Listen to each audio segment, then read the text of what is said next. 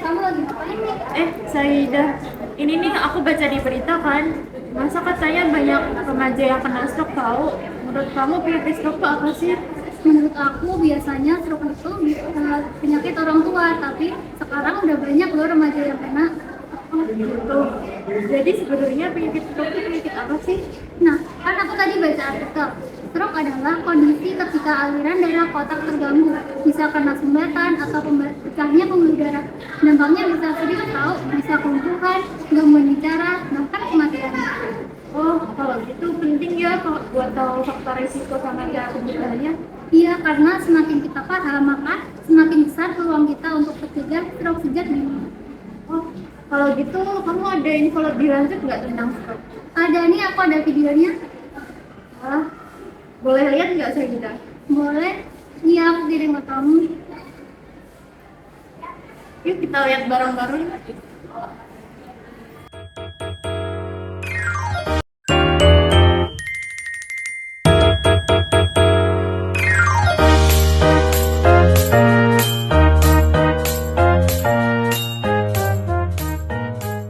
Pose with the bands. Pose with the pose with the put the pose pose with the bands. Pose with the pose with the put the pose pose with the bands. Bands. Pose with the bands.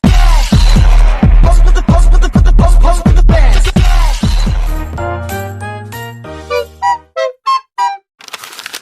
Stroke merupakan salah satu penyakit serius yang menjadi masalah kesehatan di seluruh dunia. Penyakit ini terjadi ketika aliran darah ke otak terganggu, baik karena sumbatan pada pembuluh darah maupun karena pecahnya pembuluh darah di otak. Kondisi ini menyebabkan otak kekurangan oksigen, sehingga bisa menimbulkan kerusakan, bahkan kematian.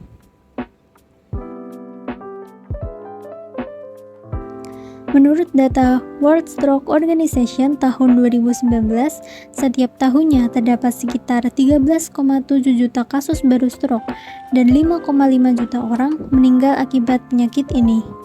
Laporan Global Burden of Disease tahun 2021 juga menyebutkan bahwa stroke merupakan penyebab kematian kedua tertinggi di dunia, dengan lebih dari 7 juta kematian setiap tahunnya. Tidak hanya itu, stroke juga menjadi penyebab utama disabilitas global di antara penyakit tidak menular.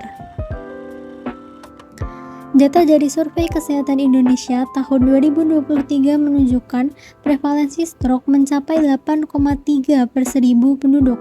Penyakit ini paling banyak ditemukan pada kelompok usia 75 tahun ke atas dengan prevalensi 41,3 per 1000 penduduk. Data di Jawa Tengah menunjukkan angka prevalensi sekitar 11,7 per 1000 penduduk usia di atas 15 tahun. Artinya, lebih dari 11 orang dari setiap 1000 penduduk di Jawa Tengah telah didiagnosis mengalami stroke. Jadi, dari data tersebut, diketahui bahwa stroke tidak hanya menyerang lansia, namun juga dapat terjadi pada kalangan anak muda. Nah, dari angka-angka tadi bisa kita lihat bahwa stroke merupakan masalah yang besar, baik di dunia, di Indonesia, maupun di Jawa Tengah. Tetapi, tentunya angka-angka tersebut tidak muncul begitu saja. Ada kebiasaan dan kondisi tertentu yang diam-diam meningkatkan peluang seseorang terkena stroke. Lalu, apa sih faktor resikonya? Yang pertama adalah faktor perilaku.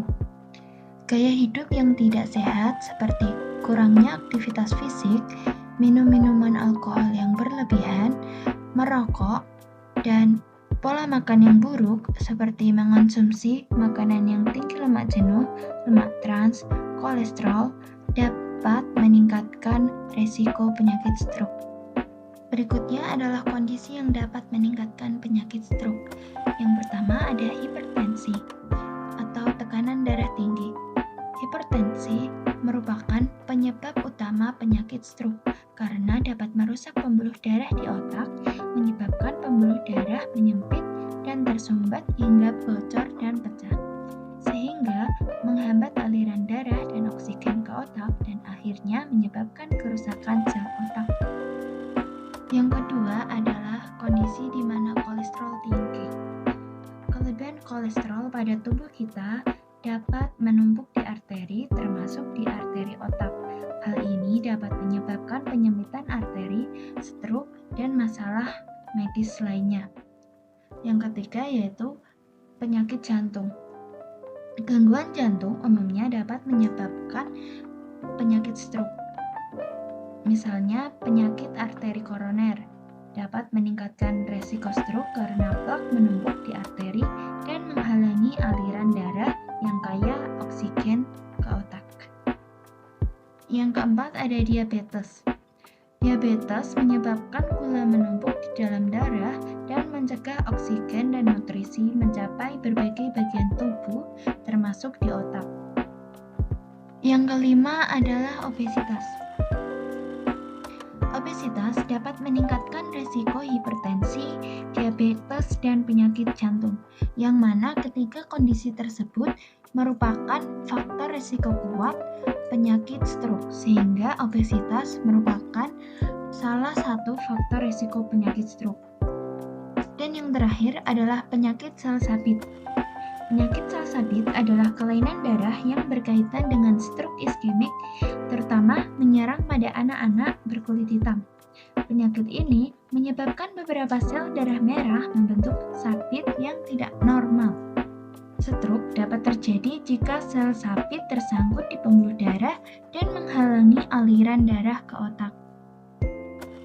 Selain itu, stroke juga dipengaruhi oleh faktor resiko yang tidak bisa kita ubah, yaitu gen, jenis kelamin, umur, dan ras atau etnis.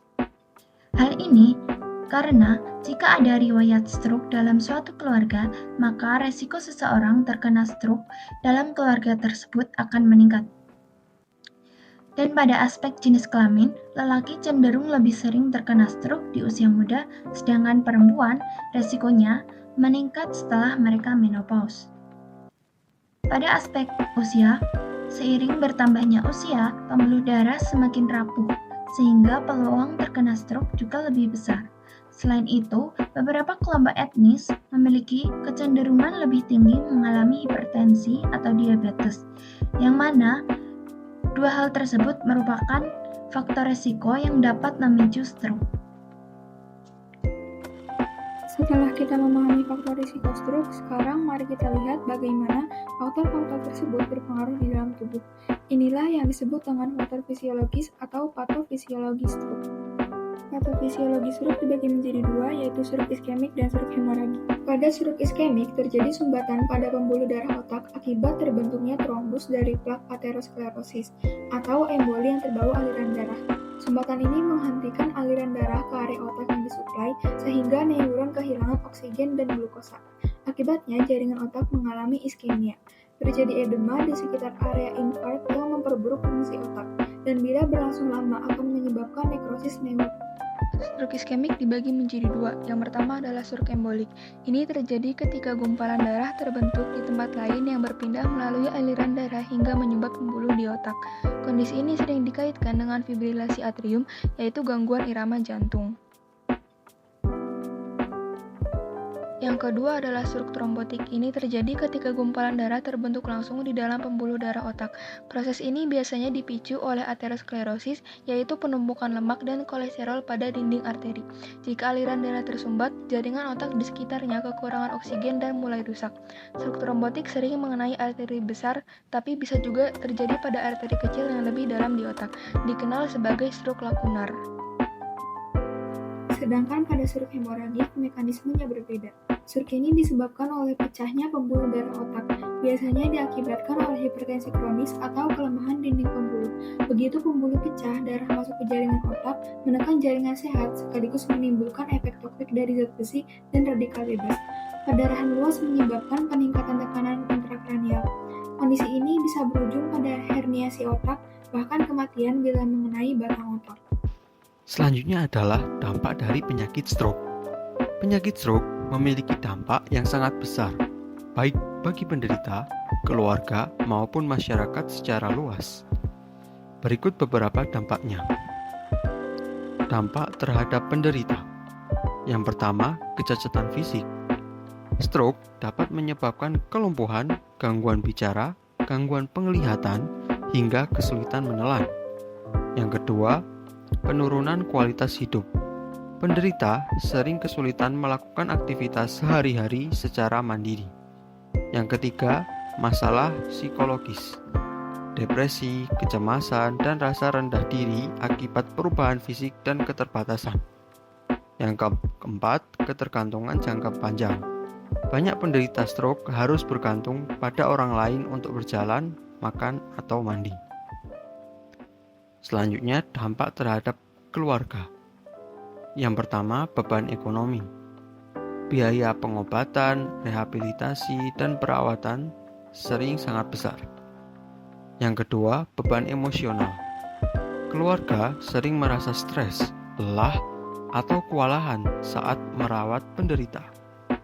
Yang ketiga, perubahan peran sosial. Anggota keluarga mungkin harus berhati-hati bekerja untuk menjadi perawat. Yang selanjutnya yaitu dampak terhadap masyarakat dan negara. Yang pertama, produktivitas menurun.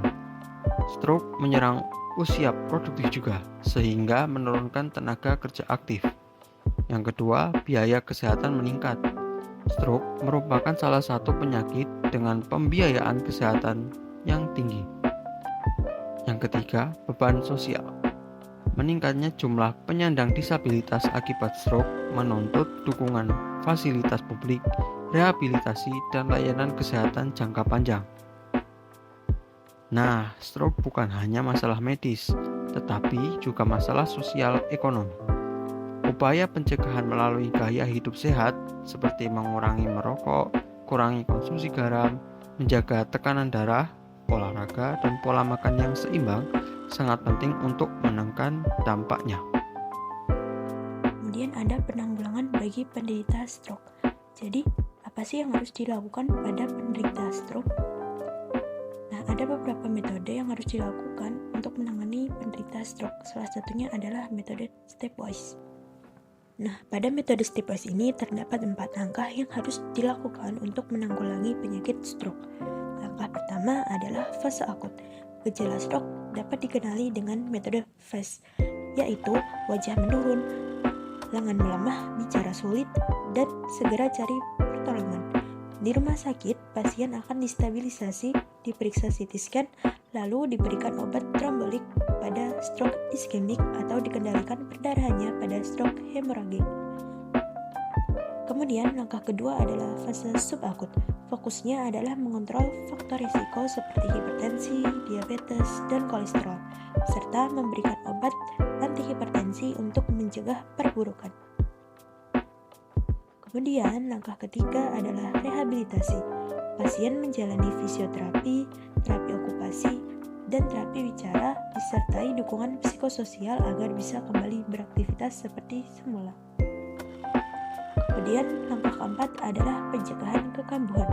Pasien dianjurkan menjalani pola hidup sehat, berhenti merokok, rutin berolahraga, menjaga pola makan, serta patuh minum obat.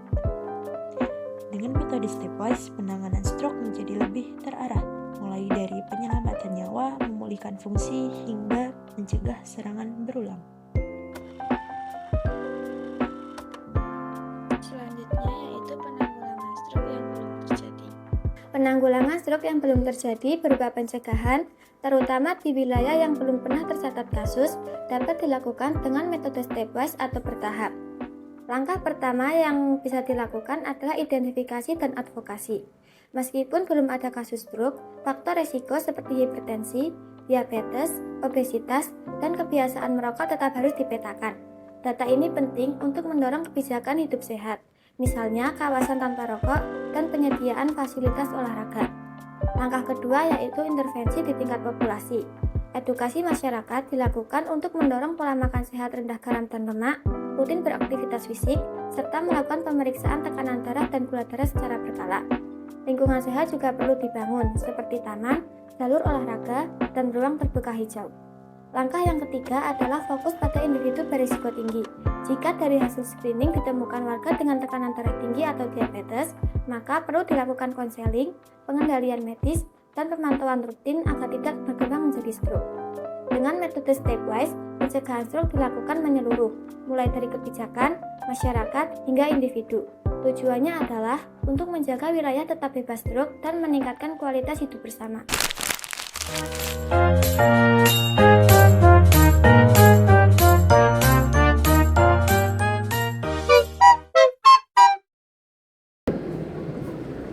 Nah, sekarang kamu udah tahu kan gimana pengertian, faktor risiko, dan juga pencegahan penyakit stroke.